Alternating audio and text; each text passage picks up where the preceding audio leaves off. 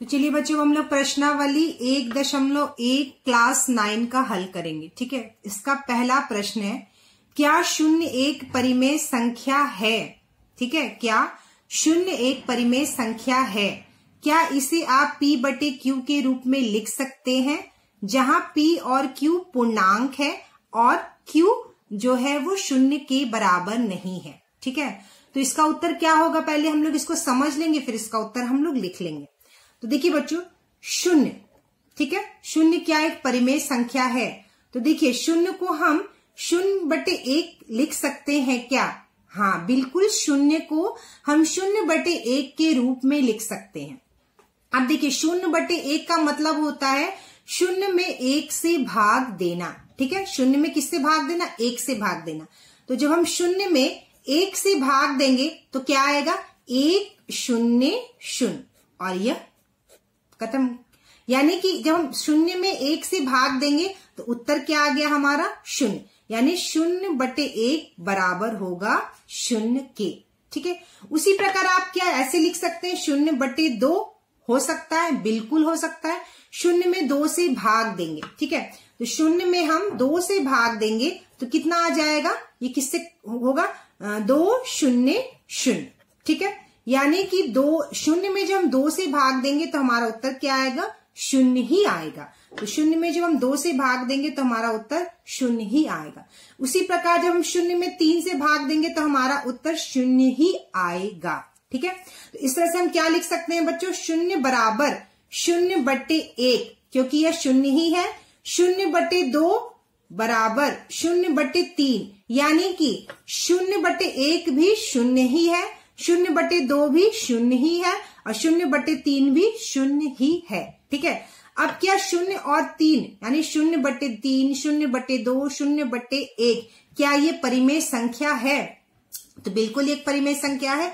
यानी कि यह क्या p बटे q के रूप में है? तो बिल्कुल p बटे q के रूप में ही है। जहां p का मान क्या है बच्चों? यहां पर अगर 0/1 ले तो p का मान 0 है और q का मान क्या है? 1 है। ठीक है, p का मान 0 है, q का मान 1 है। q 0 के बराबर है? q 0 के बराबर नहीं है, q का मान 1 है और 0 और 1 दोनों क्या है बच्चों? पूर्णांक है। ठीक है, यानी हम 0 को परिमेय संख्या के रूप में लिख सकते हैं, इसलिए हम ये कह सकते हैं कि 0 एक परिमेय संख्या है। ठीक है, तो हम उत्तर क्या लिखेंगे बच्चों?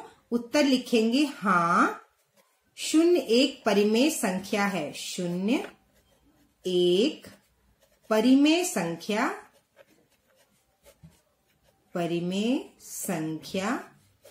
है। ठीक है, तो हम क्या लिखेंगे उत्तर? हाँ 0 एक परिमेय संख्या है। इस तरह से हम समझाने के बाद, तो चलिए बच्चों हमारा प्रश्नावली 1.1 का दूसरा प्रश्न है, 3 और 4 के बीच में 6 परिमेय संख्या ज्ञात कीजिए। ठीक है, तो मैंने बताया था जितनी भी परिमेय संख्या ज्ञात करनी हो तो हमें 6 परिमेय संख्या ज्ञात करना है। तो हम क्या करते हैं, उस परिमेय संख्या जितनी भी परिमेय संख्या,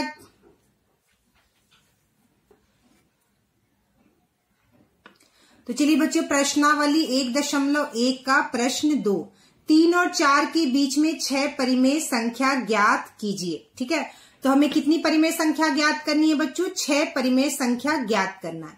तो मैंने बताया था जितनी परिमेय संख्या ज्ञात करनी हो उस परिमेय संख्या में हम 1 जोड़कर लिख देंगे। तो 6 + 1 कितना हो गया? 7 हो गया। ठीक है, इसके बाद हम क्या करेंगे? 3 और 4 के बीच में हमें ज्ञात करना है। हम 3 लिखेंगे। 3 बराबर 3 को जो है हमें 7 के हर के रूप में परिमेय संख्या जो है उसको लिखना है। ठीक है, 3 को हमें 7 के हर के रूप में लिखना है। तो 3 बराबर बटे में हम लिख देंगे 7। यानी ऊपर हम ऐसी कौन सी संख्या लिखेंगे जिससे कि हमारा जो इसका मान जो है वो 3 आ जाए? तो जाहिर सी बात हम 21 लिखेंगे। ठीक है, यानी कि 21 जो है वो 3 बार में 7 से कटेगा। ठीक है, 7 3 का 21, यानी 21/7 का मान हो गया 3। उसी तरह हम 4 जो दूसरी हमारी संख्या है 4 है, 4 बराबर हम लिखेंगे, इसको भी 4 को भी हम 7 के हर के रूप में लिखेंगे। तो 4 बराबर बटे में हम लिख दिए 7, यानी हर में लिख दिए हम 7। तो ऊपर ऐसी कौन सी संख्या लिखेंगे जिससे कि हमारा मान 4 आ जाए? तो जाहिर सी बात है हम 28 लिखेंगे, ठीक है। 7 चौका 28, यानी 28 बटे 7 का मान क्या हो गया? 4, और 21 बटे 7 किसके बराबर है? 3 के बराबर है। अब हम इन दोनों के बीच की सारी संख्या को एक सिरे से लिख लेंगे, ठीक है। तो यह है 21 बटे 7, तो हम यहाँ लिख लेते हैं 21 बटे 7। इसके बाद क्या आ जाएगा बच्चों? 22 बटे 7। इसके बाद क्या आ जाएगा? 23 बटे 7। इसके बाद आ जाएगा 24 बटे 7। इसके बाद आ जाएगा 25 बटे 7। इसके बाद 26 बटे 7, फिर 27 बटे 7, और फिर यह हो जाएगा 28, ठीक है। ये 28 बटे 7 है, मैंने गलती से 8 लिख दिया था, ठीक है। तो ये हो गया हमारा 21 बटे 7, 22 बटे 7, 23 बटे 7, 24 बटे 7, 25 बटे 7, 26 बटे 7, 27 बटे 7, 28 बटे 7।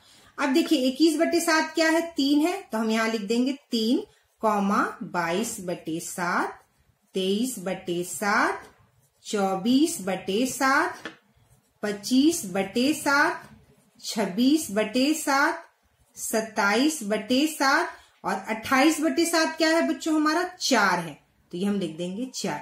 यानी 3 और 4 के बीच में ये हमारी 6 परिमेय संख्या निकल गई। देख लेते हैं गिन के, 1 2 3 4 5 6 परिमेय संख्या हमने ज्ञात कर ली।